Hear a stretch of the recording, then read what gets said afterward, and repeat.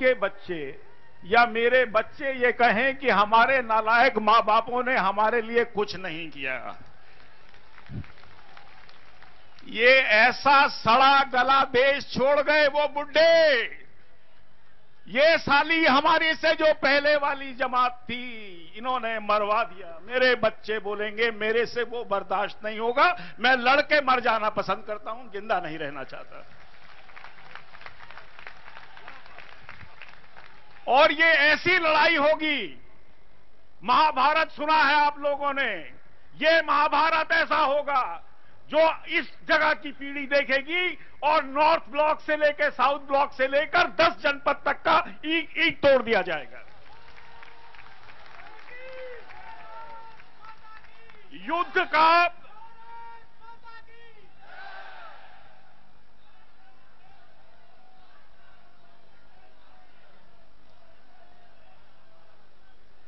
हम आपको कुछ बहुत बड़ी बड़ी बातें बताना चाहते हैं जो जनता से छुपी हुई हैं।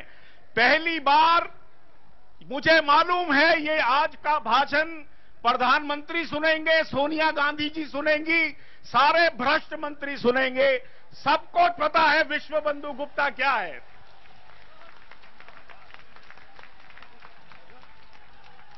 और मैं अपनी बात और आप लोगों की बात वहां तक पहुंचाने के लिए एक एक चीज का आज खुलासा कर दूंगा। सुब्रमण्यम स्वामी जी मेरे दोस्त हैं, उनसे ज्यादा मैंने लड़ने वाला आदमी नहीं देखा, मुझे पता है।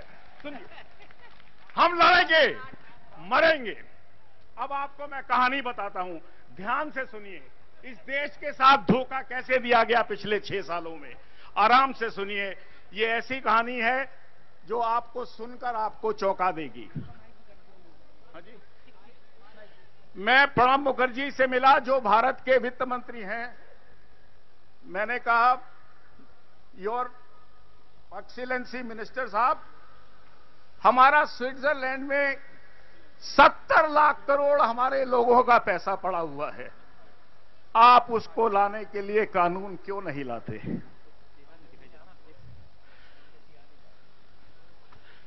बोले, विश्व बंधु तुमको मालूम नहीं है, स्विट्जरलैंड के भी कानून हैं, उस कानून के अंदर वो हमको ना नाम बताएंगे ना पैसा देंगे।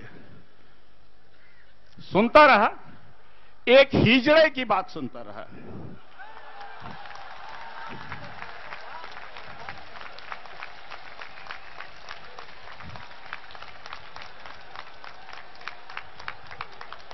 एक हिजड़े की बात सुनता रहा।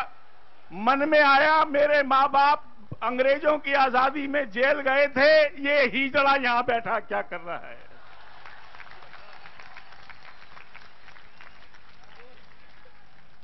ना वो सिर्फ हिजड़ा है, वो झूठा है।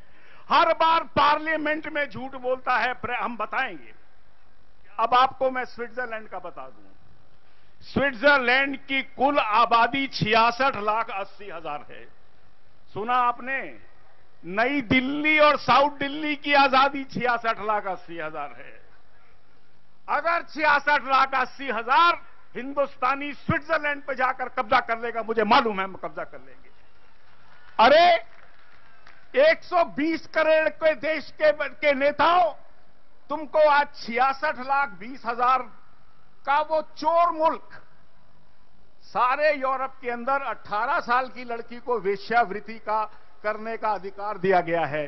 स्विट्जरलैंड यूरोप का अकेला देश है जहां पे 16 साल की लड़की से वेश्यावृत्ति कराई जाती है। स्विट्जरलैंड वो देश है जहां पर, अच्छा और सुनिए, मैं आपको और कुछ फैक्ट्स बताता हूं आपको। 2005 में, स्वामी जी आप सुनिए, आप इकोनॉमिस्ट हैं, सुनिए। 2005 में जिन बैंकर्स ने, स्विस बैंकर्स एसोसिएशन ने एक चिट्ठी लिखी सरकार को कि हम आपके देश में आना चाहते हैं। 2007 में वही बैंकर्स जिनके पास 70 लाख करोड़ रखा हुआ है वो दिल्ली आए, उनकी फोटोएं हैं हमारे पास। उन्होंने कहा हमको हिंदुस्तान में स्विट्जरलैंड के बैंक खोलने दिए जाएं, हमको स्विट्जरलैंड का दुनिया में लूटा हुआ पैसा बंबई की स्टॉक मार्केट में लगाने दिया जाए। शर्म की बात है। चिदंबरम साहब से मैं जवाब मांगता हूं, 2007 में स्विस बैंक्स को आजादी दी गई भारत के स्टॉक मार्केट्स पे सट्टा खेलने की। 2005 में भारत में 4 स्विट्जरलैंड के बैंक खोले गए और 8 इटली के बैंक खोले गए। ये वो इटली के बैंक हैं जिनमें घाटा हो रहा है, जिसको वहां का माफिया चलाता है। इससे आगे जाने की मुझे जरूरत नहीं है। जैसे बाबा जी ने बोला, बाबा जी को मैंने ही लिस्ट दी थी 8 बैंकों की। अगर बहन मेरी सोनिया जी अगर देश को लूटने आई हो तो लाल किले से ऐलान कर दो ऐलान। अगर हम में देश का खून है तो हम जीत लेंगे, और अगर तुम में इटली का खून होने का तुम में गर्व है तो तुम जीत जाना। एक बार ये लड़ाई आर पार की हो ही जाए तो अच्छा है। ये लड़ाई ज्यादा दिन नहीं चल सकती। मैं रोज टेलीविजन के आगे घुट घुट कर नहीं मर सकता इस देश के भ्रष्टाचार से। मैं तंग आ गया हूं, मैं बिल्कुल तंग आ गया हूं। बोलो भारत माता की, भारत माता की, भारत माता की। एक बात और बोलो, स्विस लुटेरों पे मैं बोलूंगा पैसा, आप बोलो वापस दो, वापस दो। स्विस लुटेरों पैसा, स्विस लुटेरों पैसा। इतनी जोर के आवाज लगाओ कि ज्यूरिख पहुंचे। ये आवाज मैंने फिर एक दिन मनमोहन सिंह जी को कहा। मैंने कहा चीन आ रहा है, कश्मीर के अंदर हवाई अड्डे बन गए हैं, क्या क्या बन रहा है। मैंने को जानते हैं। मैंने कहा प्रधानमंत्री जी, इससे अच्छा तो हम लड़ ही लें एक बार। 120 हम हैं, 150-60 वो हैं, कोई बात नहीं। देखिए, जब 2 आदमियों में लड़ाई होती है, लड़ाई वो नहीं जीतता जिसका कद ज्यादा है, लड़ाई वो जीतता है जिसमें लड़ाई ज्यादा है। हाथ हो जाएं 2-2, कश्मीर पर ही हाथ हो जाएं 2-2, चीन से ही हो जाएं।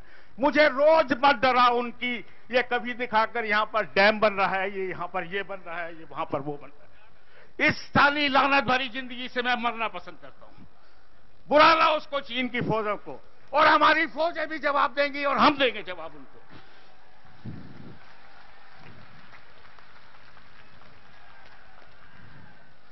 आपको कुछ हसन अली का खुलासा करता हूं। इनकम टैक्स डिपार्टमेंट जिसमें मैं कमिश्नर था, उसने पूना में छापा मारा। छापे में एक लैपटॉप पकड़ा गया जिसमें 17 नाम थे। एक नाम पढ़ा जा सकता था अदनान कशोगी का, बाकी 16 नाम कोडिट थे, समझ नहीं आ रहे थे। हमारे अफसर थक गए। उन्होंने कहा कि साहब ये नाम नहीं पता लग रहे। एक आदमी ने, एक ईमानदार ऑफिसर ने स्विट्जरलैंड को चिट्ठी लिखी, आप इन लोगों के नाम बता दीजिए। और कुछ हुआ ऐसे, उन्होंने कहा हम ये नाम देने को तैयार हैं अगर आपके वित्त मंत्री हमको चिट्ठी लिखते। सुनिए जरा, इस देश के चिदम्बरम का कैरेक्टर देखिए आप। वो आदमी को इस्तीफा देना पड़ेगा। हम आपको उसका कैरेक्टर बताते हैं। हम चिदम्बरम का कैरेक्टर बताते हैं।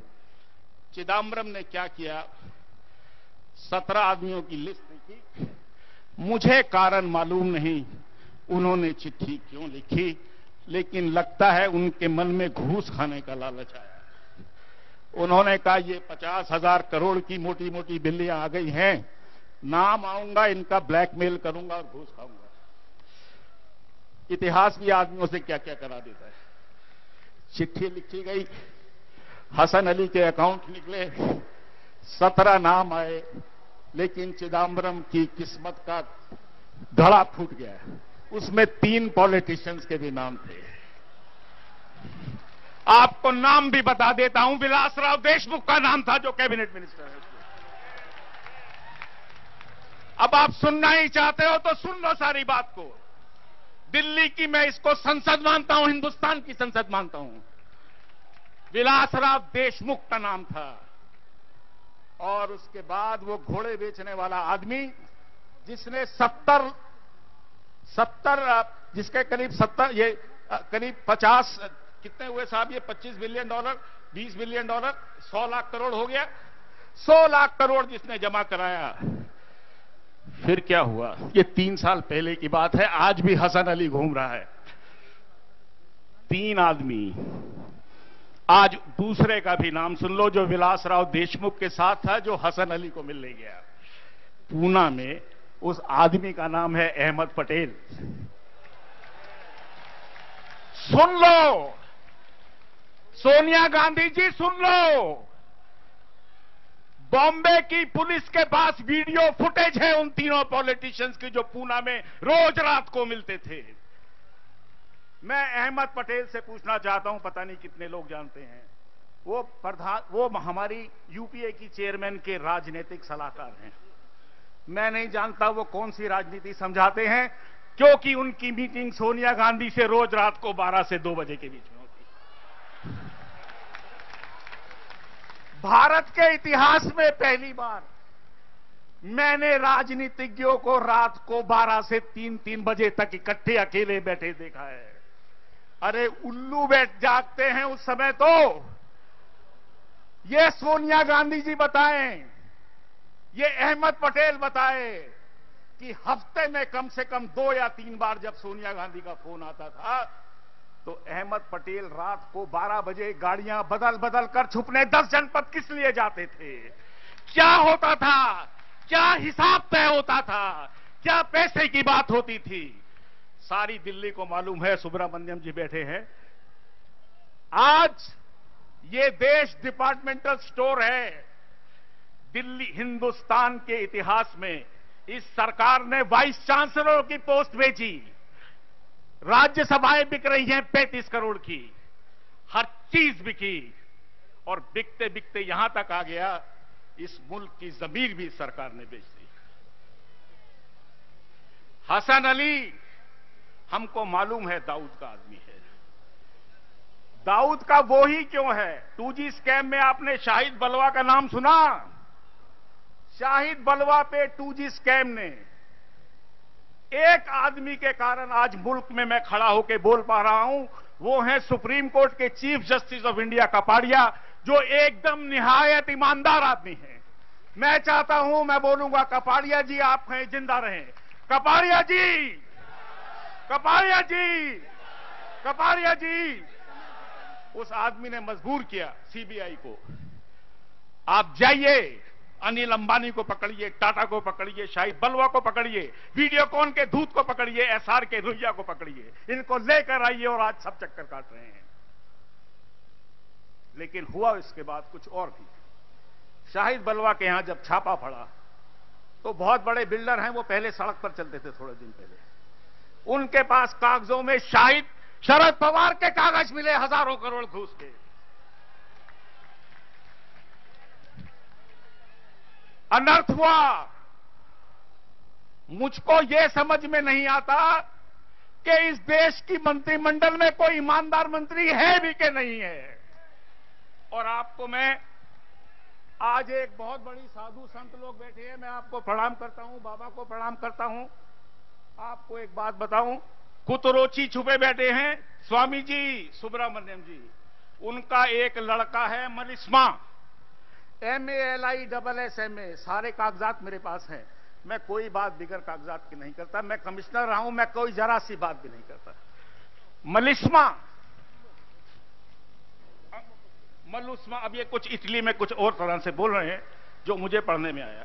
उस आदमी ने 2005 में अंडमान निकोबार में तेल की खुदाई का ठेका लिया, इस सरकार के अंदर लिया। जिस कुतरोची को ये आप स्वामी जी बोलते हैं, ढूंढो, मलिस्मा को इटली की सबसे बड़ी racketeer company ENI limited India के नाम से खोला गया। कुतरोची के लड़के का दफ्तर मेरिडियन होटल के अंदर है। चल पड़ो, चलो वहीं तोड़ के तोड़ देते हैं उसको साले का। नहीं सर, एक सेकंड, मैं बस बंद कर रहा हूं। कौन सा नाम? तीसरा हमको नहीं बताया जा रहा अभी तक। सुन लीजिए, बस मैं खत्म कर रहा हूं, आदेश हुआ है। इतना मैं बता दूं, वो मामला अभी तक मीडिया की नजर में नहीं आया है, न संसद की नजर में आया है। संसद के 80%